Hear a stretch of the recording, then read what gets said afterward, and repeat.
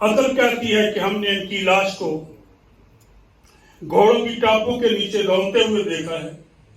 عقل کہتی ہے کہ ہم ان کی 65 وار کے اندر ٹینکوں کے اندر ان کی لاشوں کے پرخچے اڑتے ہوئے دیکھا ہے۔ قرآن کہتا ہے تمہاری عقل کہے تو وہ کہے، میرا رب کہتا ہے کہ وہ زندہ ہیں، اور ایسے زندہ ہے کہ ہند ربہم یرزقون، انہیں اللہ کی جناب سے رزق دیا جاتا ہے۔ سبحان اللہ۔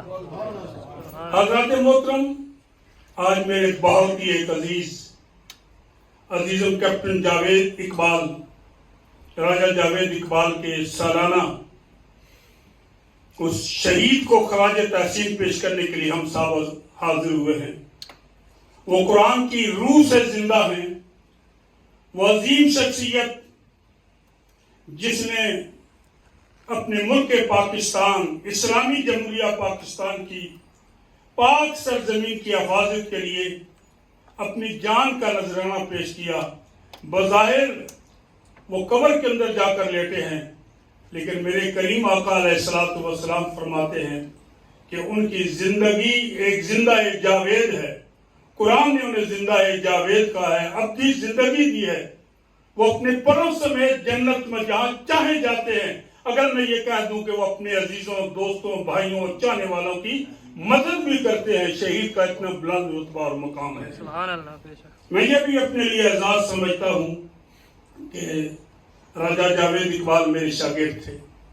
آج بھی مجھے وہ اسی طرح نظر آ رہا ہے، حسین، خوبصورت۔ چاندلی اسکول کے اندر وہ پڑھا کرتے تھے۔ میرے پاس آئے، ظہر کی نماز مسجد میں ادا کی اور کہا استاد جی ایک کام ہے۔ میں نے کہا بیٹا بتاؤ۔ کہہ رہے کہ میں ریلیجس اسٹڈی کر رہا ہوں اور میں نے ایک مضمون لکھنا ہے، مقالہ لکھنا ہے نماز اور وضو پر، تو میں یہ چاہوں گا کہ اس کی تیاری آپ مجھے کرا دیں۔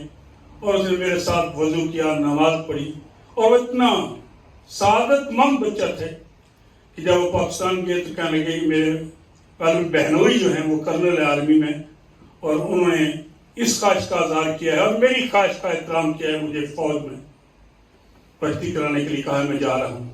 میں آپ کا زیادہ وقت نہیں لینا چاہتا، لیکن میں یہ سمجھتا ہوں کہ آج کے دن جہاں شہید جاوید اقبال کو خراج تحسین پیش کرنا ہے، مجھے اپنی اس بہادر فوج جو عالم اسلام کی ایک عظیم بہادر اور جری فوج ہے، جس نے ملک کی استحکام کے لیے، ملک کی سالمیت کے لیے اپنی جانوں کے نذرانے پیش کر کے ملک کی سالمیت کو برقرار رکھا۔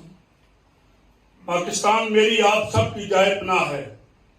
پاکستان، اسلامی جمہوریہ پاکستان، جس کی بہادر اور جری فوج، جس نے دہشت گردی کے خاتمے کے لیے سب کچھ قربان کیا ہے،